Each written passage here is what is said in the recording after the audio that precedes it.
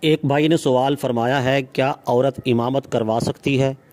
عورتوں کا نماز بجماعت ادا کرنا کیسا ہے؟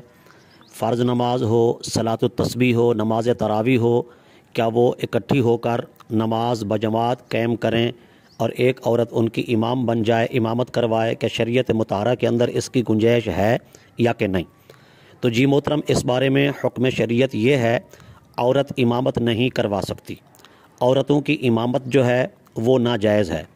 عورتیں نماز بجماعت ادا کریں، یہ مکروہ تحریمی ہے اور اسے مطلقاً مکروہ کہا گیا، یعنی ایسی کراہت جو واجب الاعادہ ہے، یعنی جو ناجائز کے زمرے میں آتی ہے۔ لہذا عورتوں کا نماز بجماعت ادا کرنا اور کسی ایک عورت کا امام بن جانا، ان کی امامت کروانا، خواہ فرض نماز ہو، تراویح نماز ہو یا صلاۃ التسبیح کی نماز ہو، بالکل ناجائز ہے، یہ مکروہ تحریمی ہے۔